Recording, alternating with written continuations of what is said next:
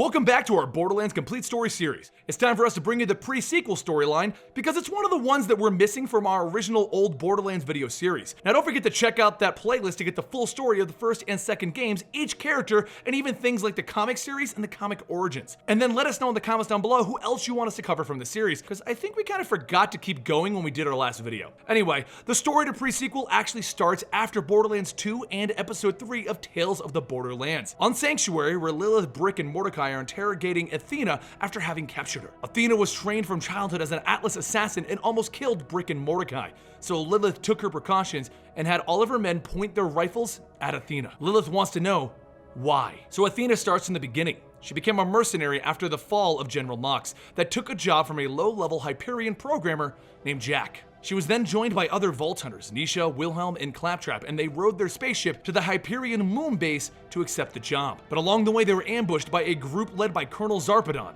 and found their ship crash landing its way onto the Hyperion moon base.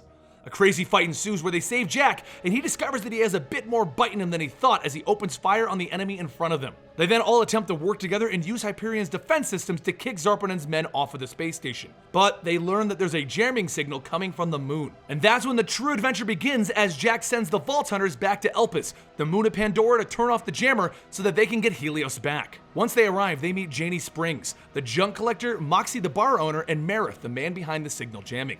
But while they're working and trying to get the signal unjammed, Zarpedon actually activates the moon's laser and manages to fire the powerful lasers at the surface of Elpis, causing massive damage to the poor residents there. Back in the town of Concordia, Jack and the Vault Hunters manage to get into Marif's office, where he agrees to help them, but once Jack turns his back, the Marif tries to shoot him, forcing Jack to shoot the man. Jack and Moxie then begin with Jack's next plan, to build a robot army which will be used to retake Helios.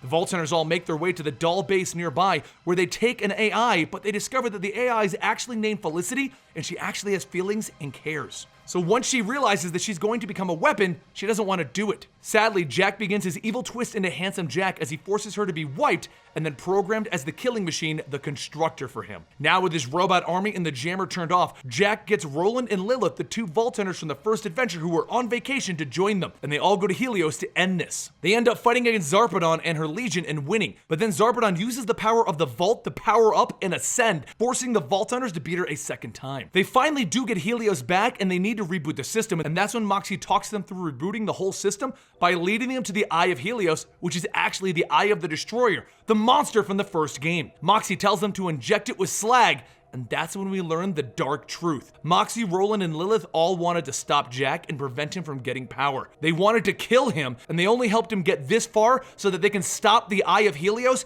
and then stop Jack. Furious, Jack decides to go to the vault back on Elpis and get this power to stop them. And they battle against multiple guardians within the vault and eventually fight the true guardian, the Sentinel. Once it's defeated, Jack enters the vault to greet his Vault Hunters, and they all discover that there isn't anything there other than a mysterious floating symbol that represents the vault. That's when Lilith teleports in and smashes the symbol into Jack's face, burning the symbol there and showing him the future, the warrior's awakening within Borderlands 2. The vision drives Jack insane with a drive for power and an urge to eradicate all of what he considers bandits on Pandora. It was then that Athena left Jack's employ.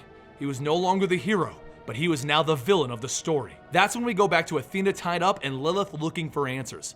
Lilith doesn't care. She wants the soldiers to shoot Athena, and that's when a mysterious being appears and stops the bullets. The creature is the one that was powering up Zarpedon, and it reveals itself to be an ancient Iridian being. It warns everyone that they shouldn't kill Athena because they're gonna need all of the Vault Hunters that they can get for what's coming next.